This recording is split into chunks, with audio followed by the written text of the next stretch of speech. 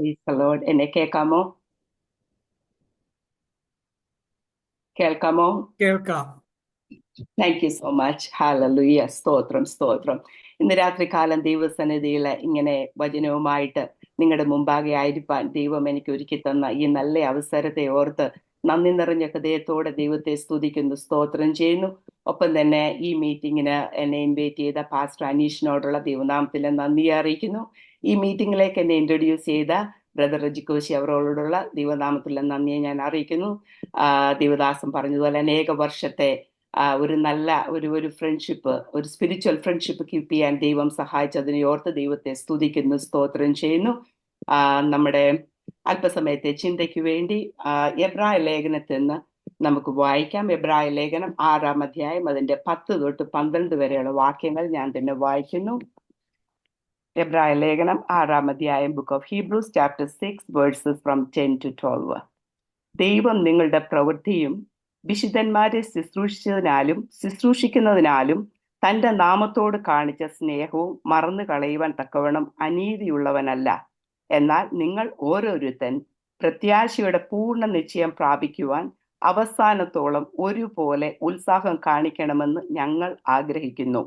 അങ്ങനെ നിങ്ങൾ മന്ദതയുള്ളവരാകാതെ വിശ്വാസത്താലും ദീർഘക്ഷമയാലും വാഗ്ദത്തങ്ങളെ അവകാശമാക്കുന്നവരുടെ അനുകാരികളായി തീരും. ഹല്ലേലൂയ. ഞാൻ ഇന്ന് രാത്രികാലം ഷെയർ ചെയ്യാൻ ആഗ്രഹിക്കുന്ന 12-ാമത്തെ വാക്യം മാത്രമാണ്. എന്നാൽ ഇത് കണക്ട് ചെയ്ത് കിടക്കുന്നത് കൊണ്ട് വചനത്തോട് നീതി പുലർത്താൻ വേണ്ടി ഞാൻ 10 തൊട്ട് 12 വരെ വായിച്ചെന്നേ ഉള്ളൂ. ഒരു പ്രാവശ്യയുടെ 12-ാമത്തെ വാക്യം വായിക്കുന്നു. അങ്ങനെ നിങ്ങൾ മന്ദതയുള്ളവരാകാതെ വിശ്വാസത്താലും ദീർഘക്ഷമയാലും വാഗ്ദത്തങ്ങളെ അവകാശമാക്കുന്നവരുടെ അനുകാരികളായി തീരും. ഹല്ലേലൂയ. എബ്രായ ലേഖനം എന്ന് പറയുമ്പോൾ നമുക്കെല്ലാം അറിയാവുന്ന, ഇതിനകത്ത് എല്ലാം വിശ്വാസികളാണ് ഇതിൽ കൂടുതലെന്ന് ഞാൻ വിശ്വസിക്കുന്നത്. അതുകൊണ്ട് ഞാൻ ആരെയും പഠിപ്പിക്കുകയല്ല. ഇന്ന് രാത്രികാലം ദൈവം എൻ്റെ മനസ്സിൽ തന്നൊരു തോട്ട് നമുക്ക് ഒന്നിച്ച് ഷെയർ ചെയ്ത് നമുക്ക് നമ്മെ തന്നെ ഈ വചനത്തിന് മുമ്പിലൊന്ന് വിലയിരുത്താം. കാരണം നമ്മള് മനുഷ്യന്റെ മുമ്പിലല്ല ആയിരിക്കുന്നത്. ഞാൻ ദൈവത്തിന്റെ വചനത്തിൽ ദൈവം എനിക്ക് തന്ന ആലോചന സംസാരിക്കുമ്പോൾ നമുക്ക് ഈ വചനത്തിന് മുമ്പിൽ നമ്മളെ തന്നെ ഒരു നിമിഷം വിലയിരുത്തി നോക്കാം. അത് മാത്രമേ ഞാൻ ഇതിൽ കൂടി ആഗ്രഹിക്കുന്നുള്ളൂ. ഈ വചനത്തിലേക്ക് കടക്കുന്നതിന് മുമ്പ് ഒരു വാക്ക് പ്രാർത്ഥിക്കുന്നു. പരിശുദ്ധനായ നല്ല ദൈവമേ, സ്വർഗസ്ഥ രാജാവേ, അപ്പച്ച അങ്ങയുടെ പൊന്നു മുഖത്തേക്ക് അടിയങ്ങൾ ഈ രാത്രിയുടെ സമയം ഒന്ന് ചേർന്ന് നോക്കുന്ന കർത്താവേ, ഏത് സമയത്തും അബ്ബാ പിതാവേ എന്ന് വിളിച്ച് ഹാലിൽ അങ്ങയുടെ അടുത്ത് വരുവാനുള്ള പുത്രത്വത്തിന്റെ അവകാശം അടിയങ്ങൾക്ക് തന്നിട്ടുണ്ടല്ലോ. അങ്ങയുടെ മക്കളായ അടിയങ്ങൾ അങ്ങയുടെ മുഖത്തേക്ക് നോക്കുന്നു. ഇന്ന് രാത്രികാലം അങ്ങയുടെ മകളായ അടിയെ ഈ വചനവുമായിട്ട് അങ്ങയുടെ സന്നിധിയിലായിരിക്കുമ്പോൾ കർത്താവെ, അപ്പ കേൾക്കുന്ന മക്കളും അടിയേയും ഹാലിൽ അങ്ങയുടെ മക്കളായിരിക്കാൽ ഇന്ന് രാത്രികാലം അടിയുടെ വായിൽ നിന്ന് വരുന്ന വാക്കുകൾ ദൈവഹിതമുള്ളത് മാത്രം, ദൈവം തരുന്ന ആലോചന മാത്രം പറയാൻ കർത്താവ് എന്നെ സഹായിക്കണം. ബുദ്ധിയുടെ പ്രമാണത്തിൽ ഒന്ന് സംസാരിപ്പാൻ എന്നെ അനുവദിക്കല്ലേ. കേൾക്കുന്ന മക്കൾക്കും ഏഴയ്ക്കും അത് ഒരുപോലെ അനുഗ്രഹമായി തീരുവാന് ഹാലയിലെ വചനപ്രകാരം ജീവിപ്പാൻ ദൈവടിയങ്ങൾക്ക് കൃപ തരണം. പ്രാർത്ഥന കേട്ടതിനായി നന്ദി. പൊന്നയേശുവിൻ തിരുനാമത്തിൽ താഴ്മയോടെ അപേക്ഷിക്കുന്നു, കൃപയോടെ കേൾക്കുമാറാകണമേ. ആമേൻ. സ്തോത്രം സ്തോത്രം. ഹാലലി. ഇന്ന് രാത്രികാലം എൻ്റെ ഫ്രണ്ട്സും ഞങ്ങളുടെ ചർച്ചിലെ പാസ്റ്ററും ഒക്കെ ഈ ലൈനിലുണ്ട്. ഞാനത് ഓർത്ത് ദൈവത്തെ സ്തുതിക്കുന്ന. ദൈവം എല്ലാവരെയും ധാരാളമായിട്ട് അനുഗ്രഹിക്കട്ടെ. എബ്രായ ലേഖനം എന്ന് പറയുമ്പോൾ നമുക്കറിയാവുന്നതാണ്. ജസ്റ്റ് 2-3 വാക്കുകൾ പറഞ്ഞ് കടന്നു പോകുന്നു. അരമണിക്കൂറിനുള്ളിൽ നമ്മുടെ മെസ്സേജ് തീരുമല്ലോ. എബ്രായ ലേഖനത്തിലെ 13 ചാപ്റ്റേഴ്സ് ആണുള്ളത്. നമുക്കറിയാം വചനത്തില് വേദപണ്ഡിതാക്കൾ അവകാശപ്പെടുന്നത് പൗലോസ് അപ്പോസ്തലനായിരിക്കും ഇത് എഴുതിയിരിക്കുന്നതെന്നാണ്. യഥാർത്ഥമായിട്ട് ആരാണെന്ന് നമുക്കറിയത്തില്ല. പക്ഷെ നാം വിശ്വസിക്കുന്നത് പൗലോസ് അപ്പോസ്തലനായിരിക്കും ഇത് എഴുതിയിരിക്കുന്നതെന്ന്. ഒപ്പം തന്നെ ഈ എബ്രായ ലേഖനം നമുക്കറിയാം, എബ്രായ ക്രിസ്തീയ വിശ്വാസികൾക്ക് വേണ്ടി എഴുതിയിരിക്കുന്ന ലേഖനമാണെന്ന് നമുക്കറിയാം. അവരൊക്കെയും ഈ യേശുവിന്റെ സത്യ സുവിശേഷം അറിഞ്ഞ് ഈ സത്യത്തിലേക്ക് കടന്നു വന്ന മക്കള് അവര് സന്തോഷമായിട്ട് ജീവിച്ചു പോകുമ്പോൾ അനേക പ്രോസിക്യൂഷനിൽ കൂടി അനേക കഷ്ടങ്ങളിൽ കൂടി അവർക്ക് കടന്നു പോകേണ്ടതായിട്ട് വന്നു എന്ന് നമുക്ക് ഈ വചനത്തിൽ നിന്ന് പല ഭാഗങ്ങളിൽ നമുക്ക് മനസ്സിലാക്കാം. അങ്ങനെ പ്രയാസത്തിൽ കൂടി ഒരു കൺഫ്യൂഷനിലേക്ക് അവർ കടന്നു വന്നു. അവർ സ്വീകരിച്ച വിശ്വാസം കറക്റ്റ് ആണോ, അതോ അവർ പഴയ ഇരുന്ന ആ ഒരു വിശ്വാസമാണോ കറക്റ്റ് എന്നുള്ള ഒരു കൺഫ്യൂഷനിലെ കാരണം പലവിധമായ പ്രയാസങ്ങൾ, കഷ്ടങ്ങൾ അവരുടെ ജീവിതത്തിൽ ആഞ്ഞടിച്ചപ്പോൾ അത് അവർക്ക് ചിന്തിക്കാനായിട്ട്, ഒരു പ്രാവശ്യം പുറകോട്ട് ചിന്തിക്കാനായിട്ട് അവർക്ക് ഇട വന്നു. അങ്ങനെ വന്നപ്പോൾ എബ്രായ ലേഖൻ ഇവിടെ അവരോട് പറയുന്നത്, നിങ്ങൾ എടുത്ത ഈ നിങ്ങൾ ഏറ്റെടുത്ത യേശു ക്രിസ്തു, അല്ലെ, നിങ്ങൾ പൂർണ്ണമായി വിശ്വസിച്ച് കടന്നു വന്ന യേശു ക്രിസ്തു, ആ യേശു ക്രിസ്തു എല്ലാവരെക്കാളും ഉന്നതൻ. നമുക്കറിയാം, സമയക്കുറവുകൊണ്ട് ഞാൻ അങ്ങനെ പോകുന്നില്ല, മോശയെക്കാളും. കാരണം പഴയ നിയമത്തിലെ അവർ വലുതായിട്ട് കണ്ട എബ്രായ വിശ്വാസികൾക്ക് വലുതായി കണ്ട എല്ലാവരെയും എടുത്തു കാണിച്ചുകൊണ്ട് പറയുകയാണ്, യേശു ക്രിസ്തു ഇവരെ എല്ലാവരെക്കാളും വലിയവൻ, ദൂതന്മാരെക്കാളും ആരാധ്യൻ, മോശയെക്കാളും ആരാധ്യൻ, പഴയ നിയമ പ്രവാചകന്മാരെക്കാൾ, ഓരോരുത്തരെ മഹാപുരോഹിതന്മാരെക്കാൾ, എല്ലാത്തിനേക്കാളും യേശു ക്രിസ്തു വലിയവനെന്ന് എടുത്തു കാണിച്ച് എഴുതിയിരിക്കുന്ന ഒരു പുസ്തകമാണല്ലേ എബ്രായ ലേഖനം. ഇനി 6-ാം അധ്യായത്തില് അതിന്റെ ചെറിയൊരു കണക്ഷനായിട്ട് ചില വാക്യങ്ങൾ മാത്രം ഞാൻ ഒന്ന് പോയിന്റ് ഔട്ട് ചെയ്ത് നമ്മൾ വായിച്ചതിലേക്ക് കടന്നു വരാം. ഇതിന്റെ 6-ാം അധ്യായത്തില് 2-ാമത്തെ വാക്യം ഇങ്ങനെ പറയുന്നുണ്ട്, ക്രിസ്തുവിനെ കുറിച്ചുള്ള ആദ്യ വചനം വിട്ട് പരിജ്ഞാനപൂർത്തി പ്രാപിക്കുവാൻ ശ്രമിക്കുക. സോ അവിടെയൊക്കെ നമുക്ക് കാണുന്നുണ്ട്, അവർ കടന്നു പോകുന്ന കയോസിൽ അവർക്ക് പെട്ടെന്ന് അവർക്ക് തന്നെ ഒരു കൺഫ്യൂഷൻ. ഇവിടെയൊക്കെ നമ്മളെയും നമ്മൾ തട്ടിച്ചു നോക്കണം. കാരണം ഞാൻ എപ്പോഴും അങ്ങനെ വചനം വായിക്കുമ്പോഴും ചിന്തിക്കുമ്പോഴൊക്കെ ഇത് അന്നത്തെ കാലത്തെ എബ്രായ വിശ്വാസികൾക്ക് എഴുതി വെച്ചെന്ന് പറഞ്ഞ് നമ്മളിത് കാണാതെ പഠിച്ചാൽ അത് നമ്മുടെ ബ്രെയിൻ നോളജ് വർദ്ധിപ്പിക്കുക നമ്മുടെ ജീവിതത്തിൽ ഒരിക്കലും ഒരു പ്രയോജനം നമുക്ക് ഉണ്ടാകത്തില്ല. അതുകൊണ്ട് നമ്മൾ ഒരു സെക്കൻഡ് ഇരുന്ന് ചിന്തിക്കണം, നമ്മുടെ ജീവിതത്തിലൊക്കെയും ഈ കുറവുകൾ വരാറുണ്ടോ എന്ന് ഒരു നിമിഷം ചിന്തിക്കുന്നത് നല്ലതാണ്. അതുപോലെ അതിനുശേഷം 4-ാം വാക്യം ഇങ്ങനെ പറയുന്നു, ഒരിക്കൽ പ്രകാശനം ലഭിച്ചിട്ട് സ്വർഗീയ ദാനം ആസ്വദിക്കുകയും പരിശുദ്ധാത്മാവിനെ പ്രാപിക്കുകയും ദൈവത്തിന്റെ നല്ല വചനവും വരുവാനുള്ള ലോകത്തിന്റെ ശക്തിയും ആസ്വദിക്കുകയും ചെയ്തവർ പിന്മാറിപ്പോയാൽ തങ്ങൾക്ക് തന്നെ ദൈവപുത്രനെ വീണ്ടും ക്രൂശിക്കുന്നവരും അവന് ലോകാപവാദം വരുത്തുന്നവരും ആകൊണ്ട് അവരെ പിന്നെയും മാനസാന്തരത്തിലേക്ക് പുതുക്കുവാൻ കഴിയുന്നതല്ല. സോ ഈ വിശ്വാസികള് അവരുടെ ജീവിതത്തിൽ, ഇപ്പം ഞാൻ 100% ആൾക്കാരെ അവിടെ പറയുന്നില്ല, എന്നാൽ ആരിലൊക്കെയോ ഒരു വ്യത്യാസമുണ്ടായി. സോ അവരോട് ഇത് പറഞ്ഞു കൊടുക്കുക, യേശു നമുക്ക് വേണ്ടി നമ്മുടെ എല്ലാ പാപങ്ങൾക്കും വേണ്ടി ഒരിക്കലായി വീണ്ടും നാം ഈ പഴയതിലേക്ക് കടന്നു പോകുമ്പോൾ നാം വീണ്ടും യേശുവിനെ ക്രൂശിക്കുന്നവരാണ്. ഒരു നിമിഷം എടുത്ത് നമുക്ക് ചിന്തിക്കാം, നമ്മുടെ ഡേറ്റ് ഞാൻ ഒരു അഡ്വൈസ് ആയിട്ട് ഞാനിവിടെ പറഞ്ഞ എന്നെയും കൂടെ ചേർത്താണ്, എന്നോട് ദൈവം എനിക്ക് തന്ന ഒരു വചനം, അപ്പൊ എന്നോടും ചിന്തിക്കാൻ, എന്നെ ഒന്നുകൂടെ മാറ്റി നോക്കുവാൻ തന്ന വചനം ഇന്ന് രാത്രികാലം നമുക്കൊന്ന് ചേർന്ന് ചിന്തിക്കാം എന്ന് മാത്രമേ എനിക്ക് പറയാനുള്ളൂ. സോ അങ്ങനെ വന്നാൽ നമ്മൾ വളരെ എല്ലാം മനസ്സിലാക്കിയവര്, ദൈവത്തിന്റെ നല്ല വചനവും വരുവാനുള്ള ലോകത്തിന്റെ ശക്തിയൊക്കെ ആസ്വദിച്ചറിഞ്ഞ നമ്മെ പോലുള്ളവര്, അല്ലെ, അവരോട് പറയാ, പിന്മാറിപ്പോയാല് തങ്ങൾക്ക് തന്നെ ദൈവപുത്രനെ വീണ്ടും ക്രൂശിക്കുന്നവരും അവന് എങ്ങനെ ലോകാപവാദം വരുത്തുന്നത്, ദൈവമക്കളായ നമ്മുടെ ജീവിതത്തിലെ കുറവുകള്, അല്ലെ, നമ്മുടെ ജീവിതത്തിലെ ഷോർട്ട് കമ്മിങ്സ്, അത് ലോകം ദൈവത്തിന്റെ നാമത്തെ, നമ്മൾക്ക് തന്നെ അറിയാലോ, നമ്മൾ പ്രത്യേകിച്ച് ദൈവമക്കളായിട്ടുള്ളവരിൽ എന്തെങ്കിലും കുറവ് വന്ന ഫസ്റ്റ് ആൾക്കാർ പറയുന്നു പെന്തക്കോസുകാരായിരുന്നവര്, അല്ലെ, വിശ്വാസികളായിരുന്നവര്. സോ ദൈവപുത്രനെ വീണ്ടും ക്രൂശിക്കുന്നവരായിരിക്കും എന്ന് പറഞ്ഞ് അവരോട് ഈ വചനം എഴുതുന്നു. തുടർന്ന് അതിന്റെ 10ലേക്ക് പറഞ്ഞു, 10-ാം വാക്യം വായിക്കുമ്പോൾ, ദൈവം നിങ്ങളുടെ പ്രവൃത്തിയും വിശുദ്ധന്മാരെ ശുശ്രൂഷിക്കുന്നതിനാലും തന്റെ നാമത്തോട് കാണിച്ച സ്നേഹവും മറന്നു കളയാൻ തക്കണം അനീതിയുള്ളവനല്ല. സോ അതുകൊണ്ട് ഇവർ 100% ആൾക്കാരെ ഒരുപോലെ എബ്രായ ലേഖൻ കുറ്റം പറയുന്നില്ല. അവിടെ നല്ല മനുഷ്യരുണ്ട്, അവര് പറയുന്നത് ദൈവമക്കളെ ശുശ്രൂഷിക്കുന്നതിനാലും തന്റെ നാമത്തോട് കാണിച്ച സ്നേഹം മറന്നു കളയാൻ അവൻ അനീതിയുള്ള ദൈവമല്ല. എന്നിട്ട് അതിന്റെ 11-ാമത്തെ വാക്യം പറയുന്നത്, എന്നാൽ നിങ്ങൾ ഓരോരുത്തൻ പ്രത്യാശയുടെ പൂർണ്ണ നിശ്ചയം പ്രാപിപ്പാൻ അവസാനത്തോളം ഒരുപോലെ ഉത്സാഹം കാണിക്കണം.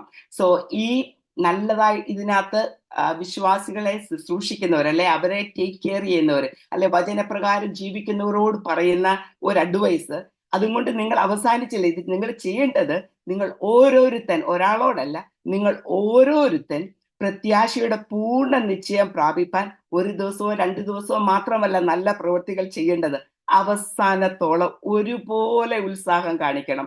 അപ്പൊ അതിനകത്ത് ഓരോരുത്തൻ അവസാനത്തോളം ഒരുപോലെ ഉത്സാഹം കാണിക്കണം. സോ നമ്മുടെ ഈ ക്രിസ്തീയ ജീവിതം എന്ന് പറയുമ്പോൾ നമുക്ക് പെട്ടെന്ന് വിശ്വാസിയായി തീർന്നു, അല്ലെ, സ്നാനപ്പെട്ടു, അഭിഷേകം പ്രാപിച്ചു, വളരെ ഈസി ആയിട്ട് നമുക്ക് പറഞ്ഞു വിടാൻ കഴിയുന്ന ഒരു കാര്യം. എന്നാൽ നമ്മുടെ ലൈഫിന്റെ ആ ഒരു സീരിയസ്നെസ് നമ്മൾ മനസ്സിലാക്കിയെങ്കിൽ മാത്രമേ നമുക്ക് ഒരു വിജയകരമായ ക്രിസ്തീയ ജീവിതം നയിപ്പാനായിട്ട് കഴിയത്തുള്ളൂ. അതിന്റെ 12-ാമത്തെ വാക്യം എന്നെ വളരെ ചിന്തിപ്പിച്ച് അത് കണക്ട് ചെയ്യാൻ വേണ്ടി ഞാൻ അത്രയും പറഞ്ഞതേ ഉള്ളൂ. അങ്ങനെ നിങ്ങൾ മന്ദതയുള്ളവരാകാതെ വിശ്വാസത്താലും ദീർഘക്ഷമയാലും വാഗ്ദത്തങ്ങളെ അവകാശമാക്കുന്നവരുടെ അനുകാരികളായി തീരും. സോ പറഞ്ഞത്, അവസാനം വരെ നമ്മൾ ഒരുപോലെ ഉത്സാഹം കാണിക്കണം. അങ്ങനെ ചെയ്താല് നമ്മൾ മന്ദതയുള്ളവരാകാതെ, എങ്ങനെ നമുക്കെല്ലാം ഇഷ്ടമാ, വാഗ്ദത്തങ്ങൾ കേൾക്കുവാൻ ഇഷ്ടമാ, വാഗ്ദത്തങ്ങൾ പ്രാപിപ്പാൻ ഇഷ്ടമാ. വാഗ്ദത്തങ്ങൾ കേൾക്കുമ്പോൾ നമുക്ക് വലിയ സന്തോഷം. പ്രത്യേകിച്ച് പ്രവാചകന്മാരൊക്കെ ഒരു ദൂതൊക്കെ പറയുമ്പോൾ നമുക്കത് ഭയങ്കര സന്തോഷമാണ്. അത് പെട്ടെന്ന് പ്രാപിക്കണം എന്നൊക്കെ വളരെ നല്ല ആഗ്രഹമൊക്കെയാ. എന്നാൽ ദൈവവചനം നമ്മളെ പഠിപ്പിക്കുന്നത്, വാഗ്ദത്തങ്ങളെ അവകാശമാക്കണമെങ്കിൽ വിശ്വാസം വേണം, ദീർഘക്ഷമ വേണം. നാം ഉദ്ദേശിക്കുന്ന സമയത്തല്ല, സർവശക്തന്റെ സമയമാണ് പെർഫെക്റ്റ് ടൈം.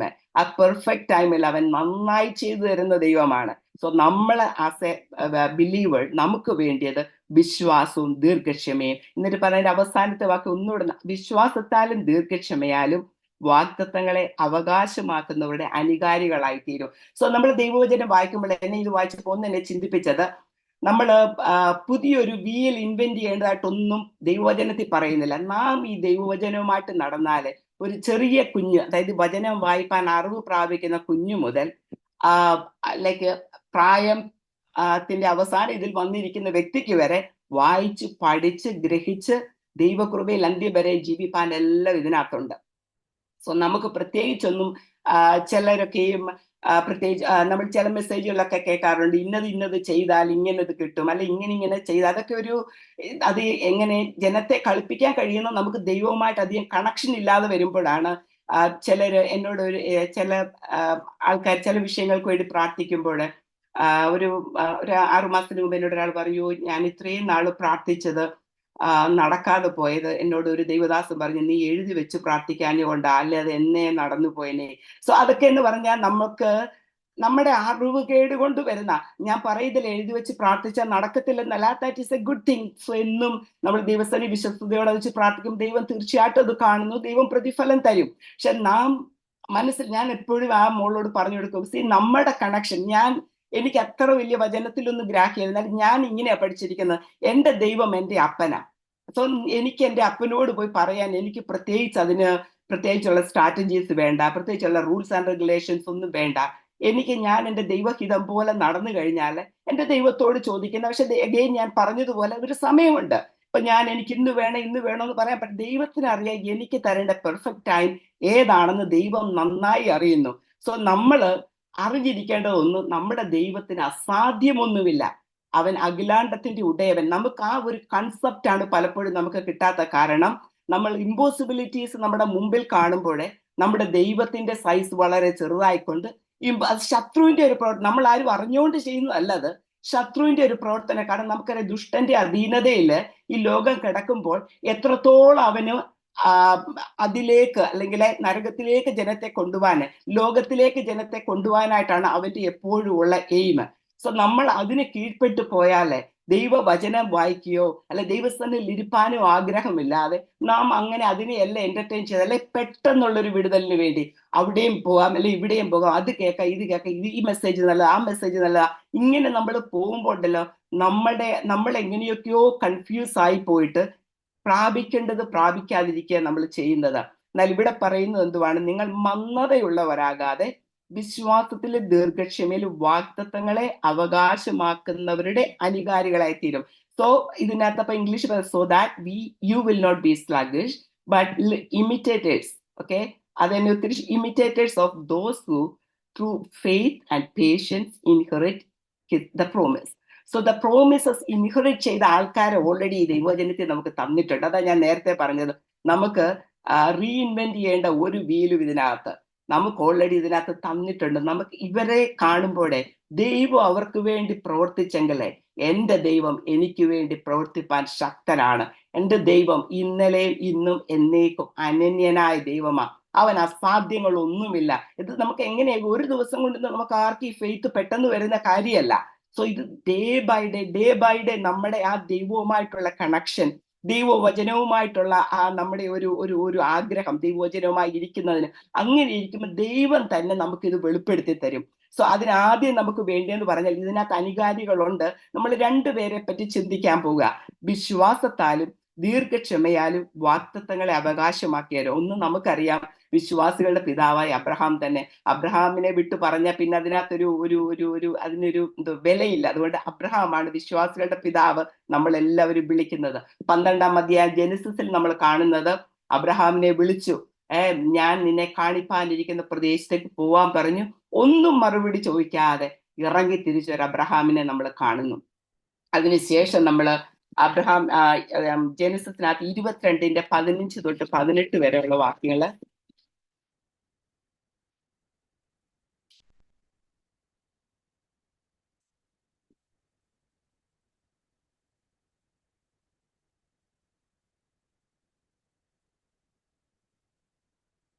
ഓക്കെ, ഞാൻ ഇത് വായിക്കുന്ന 17 തൊട്ട് വായിക്കുന്നു. ഞാൻ പെട്ടെന്ന് നിർത്താൻ. ഞാൻ നിന്നെ ഐശ്വര്യമായി അനുഗ്രഹിക്കും. നിന്റെ സന്തതിയെ ആകാശത്തിലെ നക്ഷത്രങ്ങളെ പോലെയും കടൽക്കരയിലെ മണൽ പോലെയും അത്യന്തം വർദ്ധിപ്പിക്കും. നിന്റെ സന്തതി ശത്രുക്കളുടെ പട്ടണങ്ങളെ അവകാശമാക്കും.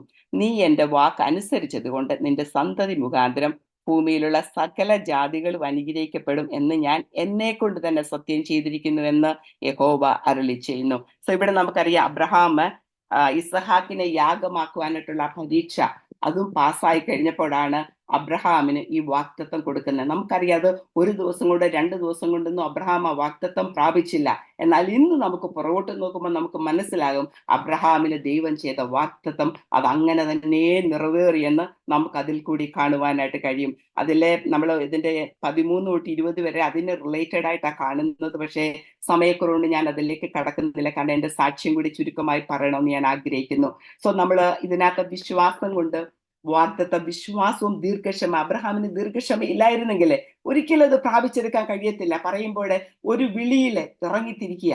അതിനുശേഷം ഒരു പൈതലിന് വേണ്ടി വർഷങ്ങൾ വെയിറ്റ് ചെയ്തു. ആ കിട്ടിയ പൈതലിനെ യാഗം കൊടുക്കുവാനായിട്ട് പറഞ്ഞു, അതും അനുസരിച്ചു. സോ ദൈവത്തിന്റെ സമയത്ത് ദൈവം ഈ പറഞ്ഞ എല്ലാ വാഗ്ദത്തങ്ങളും നിറവേറ്റി കൊടുത്തതായിട്ട് നാം അബ്രഹാമിന്റെ ഇതിൽ കാണുന്നു. അതിനുശേഷമുള്ള ഒരു ഗ്രൂപ്പിനെ നമുക്ക് വേറൊരു ഗ്രൂപ്പിനെ പറ്റി ചിന്തിക്കാം. അത് ഇസ്രായേൽ മക്കള്. നമുക്കറിയാം 6 ലക്ഷത്തിൽ പരം ജനങ്ങള് മിസ്രൈമിൽ നിന്നും കനാനിലേക്ക്, അതും ഇതുപോലെ വാഗ്ദത്തം ലഭിച്ച് ഇറങ്ങിത്തിരിച്ച ജനമാണ്. വാഗ്ദത്തം ലഭിച്ച് പാലും തേനും ഒഴുകുന്ന കനാൻ ദേശത്തേക്ക് കടന്നു പോകാനായിട്ട് ദൈവം പറഞ്ഞപ്പോൾ അവര് മോശയുടെ ലീഡർഷിപ്പിൽ, നമുക്കറിയാവുന്ന കഥ ഇതെല്ലാം, 6 ലക്ഷം പേര് ഇറങ്ങിത്തിരിച്ചു. എന്നാൽ അവർക്ക് എന്തുവാ സംഭവിച്ചത്? ആ വാഗ്ദത്തം പ്രാപിപ്പാൻ കഴിഞ്ഞവർ എത്ര പേരാണെന്ന് നമുക്ക് നന്നായി അറിയാം. അവര് ഒന്നിച്ച് കടന്നുപോയി. നമുക്കറിയാം, അതിനകത്ത് മേഘത്തിലും സമുദ്രത്തിലും സ്നാനമേറ്റ് നമ്മൾ അതിനകത്തൊക്കെ വായിക്കുന്നുണ്ട്. ഞാൻ ഒന്നും സമയം കളയുന്നില്ല. ജസ്റ്റ് നമുക്ക് അതൊന്ന് പിക്ചറൈസ് ചെയ്യാൻ നമ്മുടെ ഹൃദയത്തിൽ. ഈ 6 ലക്ഷത്തിൽ പരം ജനങ്ങള് ഒന്നിച്ച് കടന്നുപോയതാ ഈ വാഗ്ദത്ത കനാൻ പ്രാപിപ്പാൻ. ദൈവം കള്ളം പറഞ്ഞില്ല, ദൈവം റെഡിയായിരുന്നു കൊടുക്കുവാനായിട്ട്. അവരുടെ ജീവിതത്തിൽ വന്നത് അനുസരണക്കേട്, അവരുടെ ജീവിതത്തിൽ വന്നത് ദൈവത്തെ പരീക്ഷിച്ചു, അവരുടെ ജീവിതത്തിൽ വന്നത് എന്തോ അവര് ബിംബങ്ങളെ ഉണ്ടാക്കി. പിന്നെ ലൈക്ക് പറയാൻ തുടങ്ങിയ ഒത്തിരി ലിസ്റ്റുകളുണ്ട്, ഞാൻ അവിടെ പെട്ടെന്ന് പറഞ്ഞു നിർത്തിയാണ്. സോ അങ്ങനെ വന്നത് കൊണ്ട് ഈ ഇസ്രായേൽ മക്കൾക്ക് കനാൻ ദേശം കാണുവാനായിട്ട് കഴിഞ്ഞില്ല. നമുക്കറിയാം എത്ര പേർക്ക് കാണാൻ കഴിഞ്ഞ, കാലേബിനും യോശുവായ്ക്കും മാത്രമേ കഴിഞ്ഞുള്ളൂ. അതിന്റെ 1-2 വാക്യങ്ങൾ ഞാൻ ഒന്ന് വായിക്കുകയാണ്.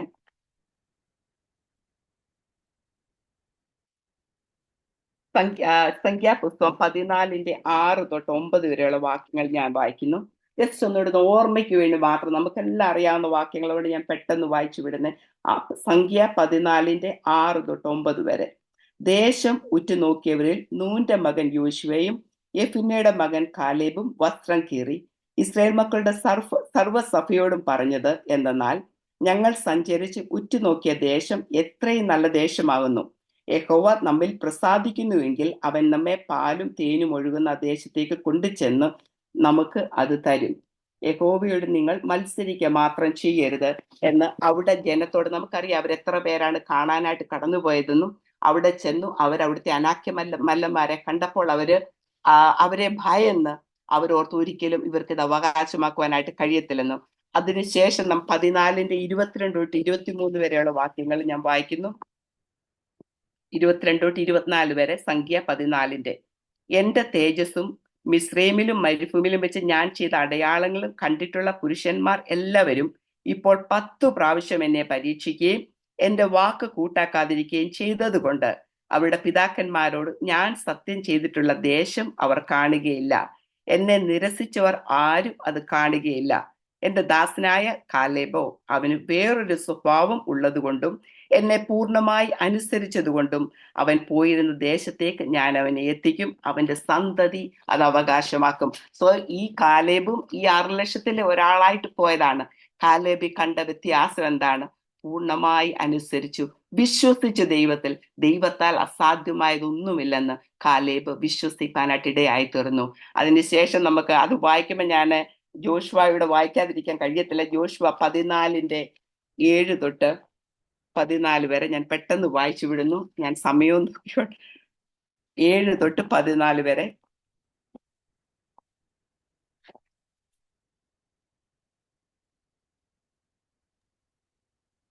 വായിക്കുന്നു. യഹോവയുടെ ദാസനായ മോശ കാദേശ് ബർണയിൽ നിന്ന് ദേശത്തെ ഉറ്റുനോക്കുവാൻ എന്നെ അയച്ചപ്പോൾ എനിക്ക് 40 വയസ്സായിരുന്നു. ഞാൻ വന്നു, എൻ്റെ മനോബോധപ്രകാരം അവനോട് മറുപടി പറഞ്ഞു. എന്നോടുകൂടെ പോന്നിരുന്ന സഹോദരന്മാർ ജനത്തിന്റെ ഹൃദയം ഉരുകുമാറാക്കി. ഞാനോ എൻ്റെ ദൈവമായ യഹോവയോട് പൂർണ്ണമായി പറ്റുനിന്നു. നീ എൻ്റെ ദൈവമായ യഹോവയോട് പൂർണ്ണമായി പറ്റുനിന്നത് കൊണ്ട് നീ കാൽവെച്ച ദേശം നിനക്കും നിന്റെ മക്കൾക്കും എന്നേക്കും അവകാശമായിരിക്കും എന്ന് മോശ അന്ന് സത്യം ചെയ്തു പറഞ്ഞു. മരുഭൂമിയിൽ സഞ്ചരിച്ച കാലത്ത് യഹോവ മോശയോട് ഈ വാക്ക് കൽപ്പിച്ചത് മുതൽ ഈ 45 സംവത്സരത്തോളം എന്നെ ഞാൻ അരുളി ചെയ്തത് പോലെ ജീവനോടെ വെച്ചിരിക്കുന്നു. ഇപ്പോൾ എനിക്ക് 85 വയസ്സായി. മോശ എന്നെ അയച്ച നാളിലെ പോലെ ഇന്നും എനിക്ക് ആരോഗ്യമുണ്ട്. പടവെട്ടുവാനും പോവുകയും വരികയും ചെയ്യുവാനും എൻ്റെ ആരോഗ്യം അന്നത്തെ പോലെ തന്നെ ഇന്ന് വരികയുന്നു. ആകയാൽ യഹോവ അന്ന് കൽപ്പിച്ച ഈ മല ഇപ്പോൾ എനിക്ക് തരിക. അനാക്യർ അവിടെ ഉണ്ടെന്നും പട്ടണങ്ങൾ വലുപ്പവും ഉറപ്പും ഉള്ളവ എന്നും നീ അന്ന് കേട്ടിട്ടുണ്ടല്ലോ. യഹോവ എന്നോടുകൂടെ ഉണ്ടെങ്കിൽ താൻ അരുളി ചെയ്തതുപോലെ ഞാൻ അവരെ ഓടിച്ചു കളയും. അപ്പോൾ യോശുവ അവരെ അനുഗ്രഹിച്ചു. ഹെബ്രോൻ മല യെഫുന്നയുടെ മകനായ കാലേബിന് അവകാശമായി കൊടുത്തു. അങ്ങനെ ഹെബ്രോൻ ഇന്നുവരെ കെനീസിനായ യെഫുന്നയുടെ മകൻ കാലേബിന് അവകാശമായിരിക്കുന്നു. അവൻ ഇസ്രായേലിന്റെ ദൈവമായ യഹോവയെ പൂർണ്ണമായി പറ്റി നിന്നത് കൊണ്ട് തന്നെ. Thank you brother. സോ നമുക്കറിയാമല്ലോ, നാം വളരെ വായിച്ചത് ഞാൻ വീണ്ടും ഒന്നൊന്ന് ഓർക്കാൻ വേണ്ടി ഒരു പ്രാവശ്യം വായിച്ചു വിട്ടെന്നേ ഉള്ളൂ. ഇസ്രായേൽ മക്കളോടൊപ്പം കടന്നുപോയ ഈ കാലേബ് പൂർണ്ണമായിട്ട് ദൈവത്തോട് പറ്റിച്ചേർന്നുണ്ട്. 40 വയസ്സിൽ കിട്ടിയ പ്രോമിസാണ്. 45 വർഷം കൂടെ പിന്നെ കടന്നുപോയി 85 വയസ്സിലാണ് പറയുന്നത്. അന്ന് പറഞ്ഞ ഈ മല ഇപ്പൊ അവിടെ എത്തി. ആലോചിച്ച് നോക്കിക്കേ, ഇതാണ് നമ്മുടെ വാഗ്ദത്തങ്ങള്. നമുക്കുള്ള വാഗ്ദത്തങ്ങള് നമ്മള് ദൈവത്തിന്റെ വചനം പറയുന്നത് എത്ര വാഗ്ദത്തങ്ങൾ ഉണ്ടെങ്കിലും ദൈവസ്ഥലി ഉവെന്ന് മാത്രമാണ്. നമ്മളോടൊരു വാഗ്ദത്തം പറഞ്ഞിട്ടുണ്ടെങ്കിൽ അത് നിറവേറ്റാൻ നമ്മുടെ ദൈവം ശക്തനാണ്. പലപ്പോഴും ചിലപ്പം നമ്മൾ പറയും ശത്രു ഡിലേ ചെയ്തെന്ന് പറഞ്ഞാലും ഒരു സമയം വരെ മാത്രമേ ശത്രുവിനത് ചെയ്യാൻ കഴിയത്തുള്ളൂ. ദൈവമക്കളെ, നമ്മൾ വിശ്വസ്തയോടെ ദൈവസന്നിധിയിൽ പൂർണ്ണമായി പറ്റിച്ചേർന്ന് നിന്നാല് നമ്മൾ കേട്ടത് 2 കാര്യങ്ങൾ, വിശ്വാസവും ദീർഘക്ഷമയും. ഇത് രണ്ടും ഉണ്ടായിരുന്നത് കൊണ്ടാണ് കാലേബിനും അബ്രഹാമിനും ആ പറഞ്ഞ വാഗ്ദത്തം പ്രാപിപ്പാനായിട്ട് ഇടയായി തീർന്നത്. കാലേബിനോട് പറഞ്ഞ് നിന്റെ മക്കൾ, നിന്റെ സന്തതികൾ അത് അവകാശമാക്കുമെന്നാണ് പറഞ്ഞത്.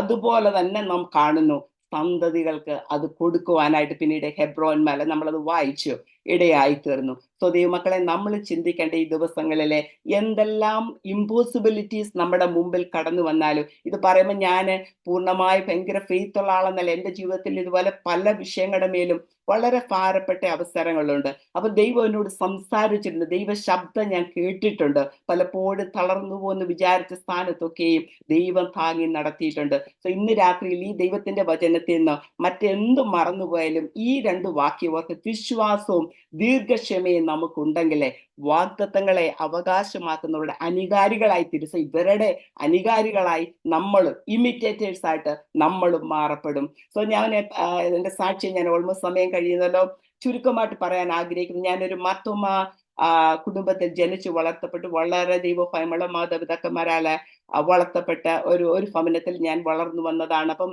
ഞാൻ മർത്തോമ സഭയിൽ വളരെ എൻ്റെ പപ്പയൊക്കെ ഇൻവോൾവ് ആയിരുന്നു. അപ്പം എൻ്റെ വിചാരം അതാണ് ഏറ്റവും വലിയ വിശ്വാസം എന്ന് ഞാൻ വിശ്വസിച്ചിരുന്നു. എൻ്റെ പപ്പയ്ക്ക് ആത്മീയ ശുശ്രൂഷനായിട്ട് വർഷങ്ങളോളം ദൈവസഭയിൽ ചർച്ചിലുണ്ടായിരുന്നു. സോ അതുപോലെ തന്നെ വേറെ ഒരു ബുദ്ധിമുട്ടും എൻ്റെ ജീവിതത്തിൽ വന്നിട്ടില്ല. പഠിക്കുവാനായിരുന്നാലും ജോലിക്കാന്നേലും ഈവൻ അമേരിക്ക 2004 കടന്നു വരുന്നത് വരെയും ഒരു വിധത്തിലുള്ള പ്രയാസങ്ങളിൽ കൂടി കടന്നു പോയിട്ടില്ല. അപ്പൊ എൻ്റെ വിചാരം ഞാൻ നല്ല വിശുദ്ധിയായിട്ട് ജീവിക്കുന്ന ഒരു വ്യക്തിയാ. ഞാൻ ആരെയും ഒന്നും ഉപദ്രവിക്കുന്നില്ല, ഹേർട്ട് ചെയ്യുന്നില്ല, എന്റെ കാര്യം നോക്കി ജീവിക്കുന്നു. അപ്പൊ ഞാൻ വളരെ നല്ല വ്യക്തിയാണ്, ദൈവം എന്റെ കൂടെ ഇരിക്കുന്നത്, എനിക്കൊരു പ്രയാസവും വരാത്തതെന്ന് ഞാൻ എന്റെ ബുദ്ധിയിൽ ഞാൻ വിശ്വസിച്ചു. പിന്നെ എന്റെ സെൽഫ് റൈച്ചസ്നെസ് എന്നെ ഇങ്ങനെ ആ ഒരു രീതിയിൽ കൂടെ കൊണ്ടുപോയിക്കൊണ്ടിരുന്നു. അപ്പം ഞങ്ങൾ ഡെയിലി ഞങ്ങളുടെ വീട്ടിൽ കുടുംബ പ്രാർത്ഥന രാവിലെയും വൈകിട്ട് നിന്നും കുഴപ്പമില്ല, ദൈവവചനമൊക്കെ വായിക്കും. ദൈവവചനത്തിൽ മുക്കാല് സങ്കീർത്തനങ്ങളൊക്കെ ഇപ്പോഴും കാണാതറിയാം, അന്ന് പഠിച്ചത്. സോ ഞാൻ അങ്ങനെ ഇരിക്കുമ്പോൾ 2006 പെട്ടെന്ന് എനിക്ക് ഒരു രോഗമുണ്ടാകുവാൻ, അഡ്വാൻസ്ഡ് ആയിട്ടുള്ള ബ്രസ്റ്റ് ക്യാൻസർ ഡയഗ്നോസ് ചെയ്യാനായിട്ട് ഇടയായി തീർന്നു. അഡ്വാൻസ്ഡ് സ്റ്റേജ് ആണെന്ന് അറിഞ്ഞു. ഞങ്ങൾ കാലിഫോർണിയയിൽ, അന്നേരം ഞാനും എൻ്റെ ഹസ്ബൻഡും, ഞങ്ങളുടെ ഇളയ മോന് 2.5 വയസ്സ് പ്രായം മാത്രം, മോൾക്ക് 6 വയസ്സ്. സോ ഇതറിഞ്ഞപ്പോഴത്തേക്ക് ഞങ്ങളുടെ അവസ്ഥകളെല്ലാം പെട്ടെന്ന് എന്ത് ചെയ്യണം, എങ്ങോട്ട് പോകണം, ഞങ്ങൾക്ക് റിലേഷൻസ് ഒന്നുമില്ല. ഞാൻ എക്സാം എഴുതി കടന്നു വന്നത്, ആരും കാലിഫോർണിയയിലില്ല. അപ്പൊ പെട്ടെന്ന് തളർന്നുപോയി. അടുത്ത മൊമെന്റിൽ എന്ത് ചെയ്യണോന്ന് അറിയാതെ, ഐ ഡോ നോ, ആൻസൈറ്റി ആയിരുന്നോ ഡിപ്രഷൻ ആയിരുന്നോ എന്തോ എനിക്കറിയത്തില്ല, ഞങ്ങൾക്ക് ലൈഫ് തന്നെ അവസാനിപ്പിച്ചാൽ കൊള്ളാം എന്നുള്ള ഒരു പോയിന്റിൽ വരെ ഞങ്ങൾ എത്തി നിന്നു. സോ ആ സമയത്താണ് എനിക്ക് മനസ്സിലാവുന്നത്, ഞാൻ വിചാരിച്ചതുപോലെ ഞാൻ ദൈവവുമായിട്ട് എനിക്ക് ഒരു പേഴ്സണൽ കണക്ഷനും ഇല്ലെന്ന്. കാരണം ഒരു ദൈവവചനം പോലും എന്നെ ബലപ്പെടുത്തുവാനില്ല. ആകുലങ്ങൾ മാത്രം എൻ്റെ ഹൃദയത്തിലെ, കൺഫ്യൂഷൻ മാത്രം എൻ്റെ ഹൃദയത്തിലെ, ഡിപ്രസ്ഡ് തോട്ട് മാത്രം എൻ്റെ ഹൃദയത്തിലെ. കാരണം ഡോക്ടേഴ്സ് പറഞ്ഞു ഞാൻ ട്രീറ്റ്മെന്റ് എടുക്കത്തില്ലെന്ന് പറഞ്ഞ് റെസിസ്റ്റ് ചെയ്തു.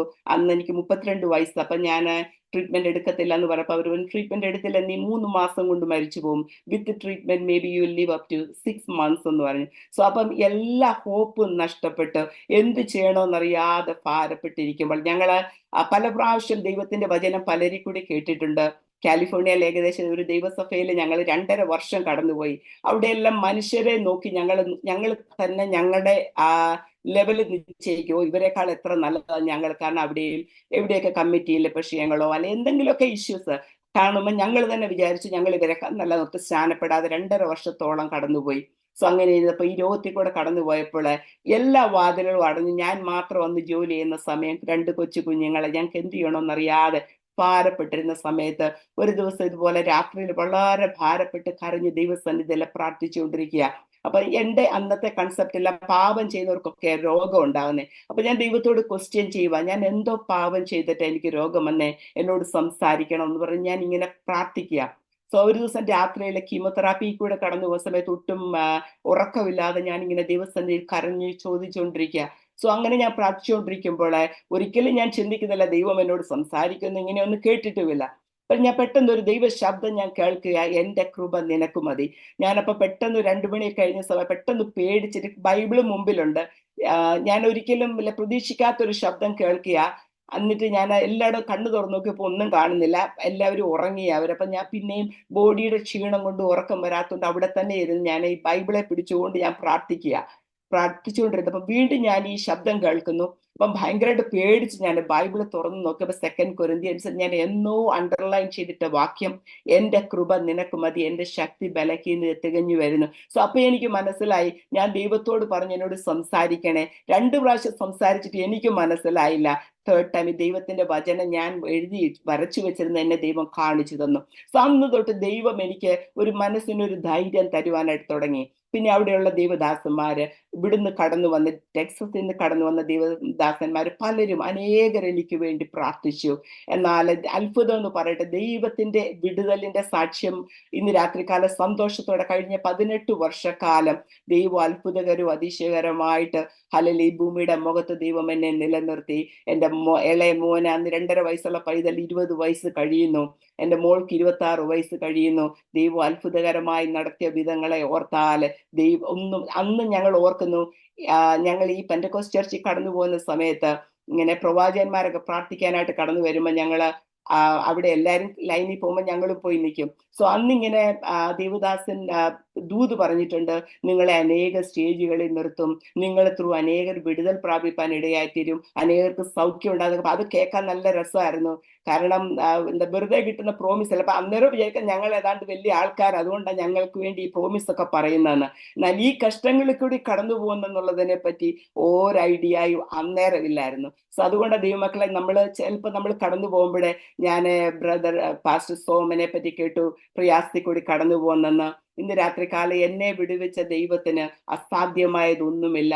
നമ്മുടെ ദൈവം അത്ഭുതങ്ങളുടെ ദൈവമാണ്. കാരണം എൻ്റെ 17 ലിംഫ് നോട്ട്സ് റിമൂവ് ചെയ്തതിൽ out of the 17 14 were positive. So അതുകൊണ്ടാണ് പറഞ്ഞത്, അവര് എൻ്റെ ലൈഫ് എക്സ്പെക്ടൻസി ഒക്കെ വളരെ കോഷ്യസ് ആയിട്ട് പറഞ്ഞത് ആ സമയത്ത്.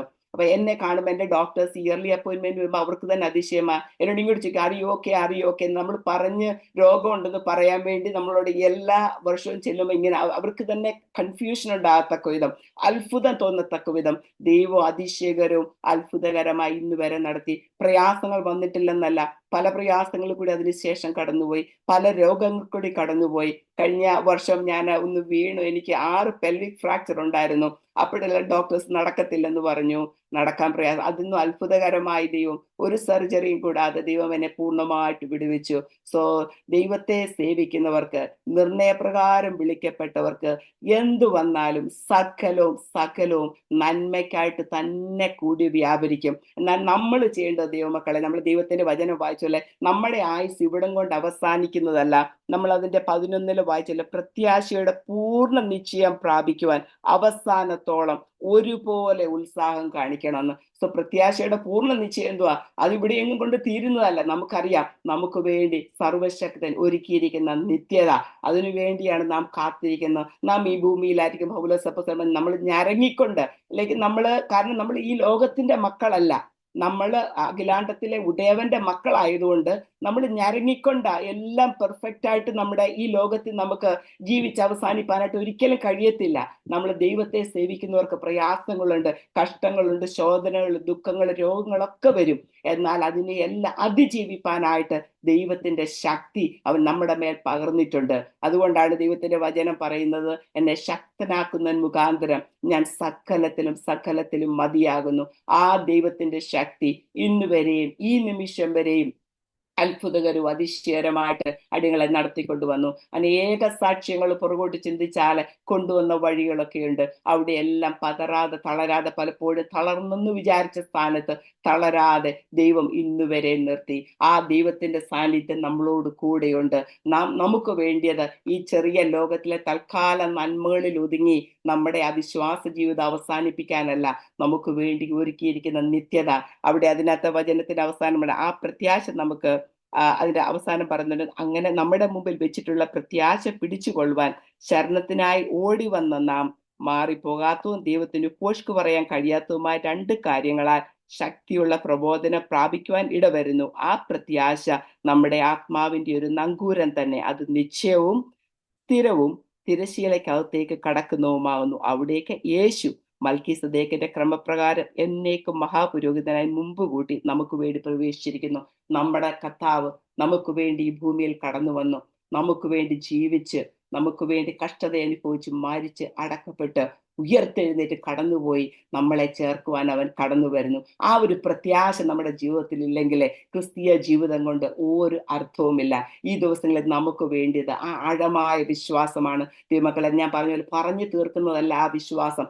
ഡെയിലി, ഡേ ബൈ ഡേ നമ്മൾ പ്രാക്ടീസ് ചെയ്യുന്നതിൽ കൂടി, ദൈവസന്നിധിയിലിരുന്ന് ദൈവത്തിന്റെ വചനം ധ്യാനിക്കുന്നതിൽ കൂടി, ദൈവത്തിന്റെ സന്നിധി പ്രാർത്ഥിക്കുന്നതിൽ കൂടി, അങ്ങനെ ദൈവശബ്ദം നമ്മളെ കേൾപ്പിച്ച് ഓരോ ദിവസവും ആ വാഗ്ദത്തത്തിലേക്ക് നമ്മളെ നടത്തും. ഈ ഭൂമിയിൽ ദൈവം എന്തെങ്കിലും വാഗ്ദത്തം ചെയ്തിട്ടുണ്ടെങ്കിൽ കർത്താവിന്റെ ആ പെർഫെക്റ്റ് സമയത്ത് ആ വാഗ്ദത്തം നമുക്ക് വേണ്ടി അവൻ നിറവേറ്റും. അതിനുശേഷം ഇവിടം കൊണ്ട് അവസാനിക്കുന്നതല്ല, ആ നിത്യതയില് നമ്മെ എത്തിപ്പാൻ നമ്മുടെ ദൈവം ശക്തനും മതിയായവനും. അതുകൊണ്ട് ഉറച്ചു വിശ്വസിക്കാം. ഈ ദിവസങ്ങളിൽ നമുക്ക് ദൈവസന്നിധിയിലെ പൂർണ്ണമായിട്ട് full assurance of hope until the end. അതാണ് നമ്മൾ ഈ വചനത്തിൽ വായിച്ചത്. അത് നമുക്ക് വേണ്ടി ആരും നമ്മളെ തളർത്തുവാനായിട്ട് ഇടയാകരുത്, ആരും നമ്മുടെ വിശ്വാസത്തെ ചോർന്നുകൊണ്ടുപോകാൻ ഇടയാകരുത്. കാരണം ഞാൻ പറഞ്ഞതുപോലെ നമുക്ക് ദൈവവുമായിട്ട് കണക്ഷൻ ഇല്ല. നമുക്കെല്ലാം പെട്ടെന്ന് പെട്ടെന്ന് കിട്ടണം. പെട്ടെന്ന് ഇപ്പൊ നമുക്കൊരു വിഷമം വന്ന് പെട്ടെന്ന് ബൈബിളും തുറന്ന് ഒരു വാക്യം അത് കിട്ടിയില്ലെങ്കിൽ അങ്ങനെ അതല്ല. നമുക്ക് ദൈവവുമായിട്ടൊരു ഒരു ഡെയിലി ഒരു എൻകൗണ്ടർ, അവനുമായിട്ടുള്ള പേഴ്സണൽ എൻകൗണ്ടർ. എൻ്റെ ജീവിതത്തിൽ അന്ന് എനിക്ക് വന്ന ആ ഒരു എൻ്റെ ഡൗൺ സൈഡ് എന്ന് പറയുന്നത് എനിക്കൊരു പേഴ്സണൽ എൻകൗണ്ടർ ഇല്ലാതായിപ്പോയി.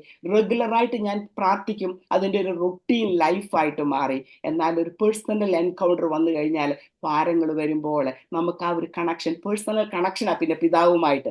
അപ്പൊ അവൻ തന്നെ നമുക്ക് ആലോചന തരും, ഞാൻ നിന്നോട് കൂടെയുണ്ട്, ഞാൻ നിന്നെ കൈവിടുകയുമില്ല, ഉപേക്ഷിക്കുകയുമില്ല. ഹാലിൽ അന്ത്യം വരെയും വഴി നടത്ത കർത്താവ് പറഞ്ഞു, ലോകത്തിൽ നിങ്ങൾക്ക് കഷ്ടമുണ്ട്. ദൈവം നമ്മളോട് കള്ളമൊന്നും പറഞ്ഞിട്ടില്ല, കഷ്ടമുണ്ട്, പക്ഷെ നമ്മളോട് എന്തെങ്കിലും ധൈര്യപ്പെടുവീൻ, ഞാൻ ഈ ലോകത്തെ ജയിച്ചതാ. ആ ജയാളിയായ ദൈവമാണ് നമ്മോട് കൂടെയുള്ളത്. അതുകൊണ്ട് ധൈര്യമായിട്ട് മുന്നോട്ട് പോകാൻ ദൈവം നമ്മളെ ഓരോരുത്തരെ സഹായിക്കട്ടെ. പാസ്റ്റർ ജോസോമിന് വേണ്ടി പ്രത്യേകം പ്രാർത്ഥിക്കുന്ന ദൈവം പൂർണ്ണമായ വിടുതൽ സൗഖ്യവും തരട്ടെ. എന്നെ വിടുവിച്ച ദൈവം പൂർണ്ണമായ വിടുതൽ ദൈവദാസന് കൊടുക്കുമെന്ന് ഞാൻ പൂർണ്ണമായി വിശ്വസിക്കുന്നു. തുടർന്ന് നമുക്ക് പ്രാർത്ഥിക്കാം. ഈ രാത്രികാല ഈ അവസരം ഒരുക്കി തന്ന ദൈവദാസനോടും റിജിക്കുസി ബ്രദറിനോടും ഉള്ള ദൈവനാമത്തിൽ നന്ദിയെ അറിയിച്ചുകൊള്ളുന്നു. Praise the Lord, praise the Lord. പ്രിയമുള്ളവരെ, എത്ര ശക്തമായിട്ടുള്ള ദൈവവചനവും സാക്ഷ്യവും ഒക്കെയാണ് നമ്മൾ കേട്ടത്. എത്ര എത്ര ജീവിതത്തിൻ്റെ ആഴങ്ങളിൽ നമ്മൾ ഇങ്ങനെ ബാഹ്യമായിട്ടൊക്കെ നമ്മൾ കാണിക്കും, പക്ഷേ ചില സമയത്ത് ജീവിതത്തിൻ്റെ ആഴങ്ങളിലേക്ക് നമ്മുടെ ജീവനെ തന്നെ ചോദ്യം ചെയ്യുന്ന, എക്സിസ്റ്റൻസിനെ തന്നെ, നിലനിൽപ്പിനെ തന്നെ ചോദ്യം ചെയ്യുന്ന സാഹചര്യങ്ങൾ വരുമ്പോഴാണ് നമ്മുടെ വിശ്വാസമൊക്കെ പൂർണ്ണമാകുന്നത്. ഞാൻ ഒന്ന് രണ്ട് വാചകങ്ങളൂടെ പറഞ്ഞതിന് ശേഷം പാസ്റ്റർ നെൽസൺ പി ജോൺ പ്രാർത്ഥിച്ച് ആശീർവാദം പറഞ്ഞു നമ്മൾ ഈ മീറ്റിംഗ് പൂർണ്ണമാകുന്നതാണ്. ഞാൻ ഒന്ന് രണ്ട് വാചകങ്ങളൂടെ പറയട്ടെ. പ്രധാനമായിട്ടും കർത്താവിൻ്റെ ദാസ് പറഞ്ഞ രണ്ട് കാര്യങ്ങളാണ് നമ്മൾ എബ്രായലേഖന കർത്താവ് നമ്മളെ ഓർപ്പിക്കുകയാണ്. വിശ്വാസമുള്ളവരായിരിക്കുക, ക്ഷമയുള്ളവരായിരിക്കുക. അതിൻ്റെ ഏറ്റവും നല്ല ഉദാഹരണമാണ് അബ്രഹാം. അബ്രഹാം വിശ്വാസികളുടെ പിതാവെന്നാണ് അബ്രഹാമിനെ കുറിച്ച് പറയുന്നത്. അതുപോലെ തന്നെ ക്ഷമ, അബ്രഹാമിന് എത്രമാത്രം ക്ഷമയുണ്ടായിരുന്നു. 75 വയസ്സുള്ളപ്പോഴാണ് ദൈവം വാഗ്ദാനം കൊടുത്തത്. അപ്പൊ ഇന്ന് കിട്ടും നാളെ കിട്ടും എന്ന് വിചാരിച്ചിരിക്കുകയാണ്. 25 വർഷം കഴിഞ്ഞാണ് ആ വാഗ്ദാനം യാഥാർത്ഥ്യമായത്. പ്രിയമുള്ളവരെ, നമുക്ക് ദൈവം ഒരു വാഗ്ദാനം തന്ന 25 ദിവസം നമ്മളത് പൂർത്തീകരിക്കുമോ എന്നുള്ളത് സംശയമാണ്. എത്രമാത്രം ക്ഷമയുള്ള ാണ് അബ്രഹാം കാത്തിരുന്നത്. പിന്നെ വിശ്വാസത്തെക്കുറിച്ച് പറയുകയാണെങ്കിൽ അബ്രഹാമിൻ്റെ പോലെയുള്ള വിശ്വാസം, വിശ്വാസികളുടെ പിതാവെന്നാണല്ലോ അബ്രഹാമിനെ പറയുന്നത്. ആ സ്വന്തം മകനെ നോറ്റി കിട്ടിയ 100ാമത്തെ വയസ്സ് കിട്ടിയ മകനെ കൊണ്ട് യാഗം കഴിച്ചേക്കാൻ പറഞ്ഞപ്പോൾ വിശ്വാസത്തോടുകൂടെ ഈ മകൻ പോയാലും ഈ മകനെ ചാരത്തിൽ നിന്ന് ഉയർപ്പിക്കാൻ എൻ്റെ ദൈവത്തിന് സാധിക്കുമെന്നുള്ള ആഴമായിട്ടുള്ള ആ വിശ്വാസം. എന്നാൽ അബ്രഹാമിൻ്റെ മക്കളായ ഇസ്രായേൽ മക്കൾക്ക് ഇത് രണ്ടും ഇല്ലായിരുന്നു. കർത്താവ് അവരെ വിടുവിച്ച്, ദൈവം അവരെ വിടുവിച്ച് വാഗ്ദത്തം ഒക്കെ ധാരാളം വാഗ്ദത്തങ്ങൾ കൊടുത്ത് വാഗ്ദത്ത നാട്ടിലേക്ക് തന്നെ അവരെ കൊണ്ടുപോകുക. പക്ഷേ ചെറിയ ഒരു കാര്യം വരുമ്പോൾ ഈ അതിശയങ്ങളെല്ലാം കണ്ടതാണ് അവർ. ചെങ്കടൽ വിഭാഗിക്കുന്ന എന്തെല്ലാം അതിശയങ്ങൾ കണ്ടു. പക്ഷേ ചെറിയൊരു പ്രശ്നം വരുമ്പോൾ, ആഹാരം കിട്ടാനായിട്ട് ഇച്ചിരി താമസിച്ചപ്പോഴത്തേക്ക് അവരുടെ ക്ഷമയും പോയി, അവർ ദേഷ്യവും വന്നു. അത് കഴിഞ്ഞിട്ട് മോശെ ഒരു കുറച്ച് ദിവസം കാണാതിരുന്നപ്പോഴത്തേക്ക് ഈ ദൈവത്തെ കളഞ്ഞ് കാളക്കുട്ടിയെ ഉണ്ടാക്കി ആരാധിക്കാൻ തുടങ്ങി. യാതൊരു ക്ഷമയുമില്ലാതെ, യാതൊരു വിശ്വാസവും ഇല്ലാത്ത ജീവിതം. അതുകൊണ്ട് എന്താണ് സംഭവിച്ചതെന്നറിയാം. ദൈവത്തിൻ്റെ വാഗ്ദാനങ്ങളും വാഗ്ദത്തങ്ങളും ഒക്കെ അവർക്കുണ്ടായിരുന്നെങ്കിലും അവർക്കാർക്കും 6 ലക്ഷം പേർക്കും 600,000 പീപ്പിൾ, എത്ര വലിയൊരു സമൂഹമാണ്, ആർക്കും അത് പ്രാപിക്കാനായിട്ട് കഴിഞ്ഞില്ലെന്നുള്ളതാണ്. എന്നാൽ ആ പോയ കൂട്ടത്തിൽ മോശയും കാലേബും മാത്രമേ ആ വാഗ്ദത്തം പ്രാപിക്കാനായിട്ട് അവർക്ക് കഴിഞ്ഞുള്ളൂ. അതുകൊണ്ട് നമുക്ക് വാഗ്ദാനങ്ങളൊക്കെ ചിലപ്പോൾ കർത്താവിൻ്റെ ദാസി പറഞ്ഞ പോലെ പ്രവാചകൻ പറയും ഇതുണ്ടോ വലിയൊരാളാകാൻ പോവുക എന്നൊക്കെ പറയും. പക്ഷേ നമ്മൾ വിശ്വാസവും ക്ഷമയും നമ്മുടെ ജീവിതത്തിൽ കാണിച്ചില്ലെങ്കിൽ ആ വാഗ്ദത്തങ്ങളൊന്നും നിറവേറത്തില്ല. ദൈവം നമുക്ക് ധാരാളം വാഗ്ദത്തങ്ങൾ എന്നിട്ടുണ്ട്. ബൈബിള് മുഴുവൻ നമുക്കുള്ള വാഗ്ദത്തമാണ്. പുസ്തക ചുരുളിൽ എന്നെക്കുറിച്ച് എഴുതിയിരിക്കുന്നു എന്നാണ് ദാവീദ് പറയുന്നത്. ഈ ബൈബിളിലുള്ള വാഗ്ദത്തങ്ങളൊക്കെ നമുക്ക് വേണ്ടി തന്നെ ഉള്ളതാണ്. എന്നാൽ അത് നമ്മുടെ സ്വന്തമാകണമെങ്കിൽ ആ വിശ്വാസവും ക്ഷമയും ദിവസം തോറും എക്സർസൈസ് ചെയ്യേണ്ടതായിട്ടുണ്ട്. നമ്മൾ ഈ പ്രാർത്ഥനയിൽ ഇരിക്കുമ്പോൾ നമ്മൾ വിശ്വാസമുള്ളവരാ, വളരെ ക്ഷമയുള്ളവരാണ്. നമ്മളെല്ലാം ദൈവമക്കളാണ്. എന്നാൽ ജീവിതത്തിൻ്റെ ചില സാഹചര്യങ്ങളിൽ ഭാര്യ നമ്മളോട് സംസാരിക്കുമ്പോൾ, അല്ലെങ്കിൽ നമ്മുടെ സഹപ്രവർത്തകർ സംസാരിക്കുമ്പോൾ, അല്ലെങ്കിൽ നമുക്ക് ഇഷ്ടമില്ലാത്ത ആളുകൾ നമ്മോട് സംസാരിക്കുമ്പോൾ നമുക്ക് ക്ഷമയും വിശ്വാസവും ഒക്കെ എക്സർസൈസ് ചെയ്യുവാൻ കഴിയുമോ എന്നുള്ളതാണ് കാതലായിട്ടുള്ള ചോദ്യം. കർത്താവിൻ്റെ ദാസി പറഞ്ഞല്ലോ, ഒരു പ്രശ്നമൊന്നും ഉണ്ടാക്കാതെ വളരെ നല്ലവരായിട്ട് ജീവിക്കുന്നവരെ ഞാനും അങ്ങനെ ചിന്തിച്ചിട്ടുണ്ട്. ഞാൻ വളരെ മര്യാദക്കാരൻ, ആർക്കും ഒരു പ്രശ്നം ഉണ്ടാക്കുന്ന ആളല്ല, മര്യാദയ്ക്ക് എൻ്റെ കാര്യം നോക്കി ജീവിക്കുന്ന ആളാണ്. പക്ഷെ അതുകൊണ്ട് നമുക്ക് ആർക്കും സ്വർഗത്തിൽ പോകാനോ ദൈവത്തിൻ്റെ മക്കളാകാനോ സാധിക്കത്തില്ല. കർത്താവിലുള്ള ആ വിശ്വാസം കൊണ്ടും അവൻ്റെ രക്തത്താൽ കഴുകൽ പ്രാപിച്ച് ആ ദിനംതോറുമുള്ള കർത്താവിലുള്ള ആ കൂട്ടായ്മയിൽ മാത്രമേ നമുക്ക് ദൈവമക്കളായിട്ട് ഇരിക്കാനായിട്ട് ആ നിത്യ ആ ജീവന്റെ അവകാശികളായി തീരാനായിട്ട് നമുക്ക് സാധിക്കത്തുള്ളൂ. പ്രിയമുള്ളവരെ, ആ കർത്താവിൻ്റെ ദാസി തൻ്റെ അനുഭവം എത്ര ആഴമായിട്ടുള്ള, എത്ര തിക്തമായിട്ടുള്ള അനുഭവങ്ങളായിരുന്നു. എന്നാൽ ആ അനുഭവത്തിൻ്റെ മധ്യത്തിൽ ആരാണെങ്കിലും നിരാശരായിത്തീരും. നമുക്കറിയാം, നമ്മുടെ ഈ പ്രാർത്ഥനയ്ക്ക് നേതൃത്വം നൽകുന്ന സുനിൽകുമാർ പാസ്റ്ററിന് ക്യാൻസർ വന്നതാണ്. ബ്ലഡ് ക്യാൻസർ വന്ന് ബ്രെയിൻ ക്യാൻസർ വന്നിട്ട് മരിച്ചു പോകുമെന്നൊക്കെ നമ്മൾ വിചാരിച്ചു. എന്നാൽ ഇന്നും ജീവനോടെ ഇരുന്ന് നമ്മുടെ ഈ പ്രയർ ലൈനൊക്കെ ഇവിടുത്തെ സമയം വ്യാഴാഴ്ചയും വെള്ളിയാഴ്ചയും ഉള്ള പ്രയർ ലൈൻ അദ്ദേഹമാണല്ലോ നയിക്കുന്നത്. അതുകൊണ്ട് പിന്നെ ജോസഫൻ പാസ്റ്ററിൻ്റെ കാര്യം പറഞ്ഞു. ഏതെല്ലാം സാഹചര്യങ്ങൾ വന്നാലും കർത്താവ് നമ്മളെ കൈവിടുന്നില്ല. എന്നാൽ ആ വിശ്വാസത്തിൻ്റെ മാറ്റുരയ്ക്കുന്നതിന് വേണ്ടിയുള്ള ആ സാഹചര്യങ്ങളിൽ നമ്മുടെ വിശ്വാസവും നമ്മുടെ ക്ഷമയും ഒക്കെ ലോകം കാണണം. അതിനുവേണ്ടിയാണ് ഇങ്ങനെയൊക്കെയുള്ള സാഹചര്യങ്ങൾ നമ്മുടെ ജീവിതത്തിൽ ഉണ്ടാകുന്ന. കർത്താവിൻ്റെ ദാസി ഏതെല്ലാം സാഹചര്യത്തിലൂടെ പോയി, പ്രിയമുള്ളവരെ, ഏതെല്ലാം മരണത്തെ മുഖാമുഖം കണ്ടു. എന്നാൽ ദാവീദ് പറയുന്ന പോലെ, ഞാൻ മരിക്കയില്ല, ഞാൻ ജീവനോടെ ഇരുന്ന് യഹോവയുടെ പ്രവർത്തികളെ വർണ്ണിക്കും. എത്ര ശക്തമായൊരു സാക്ഷ്യമായിരുന്നു.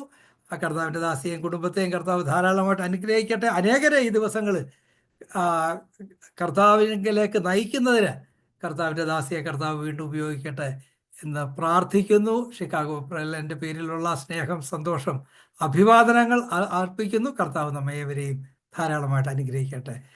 Pastor Nelson P John.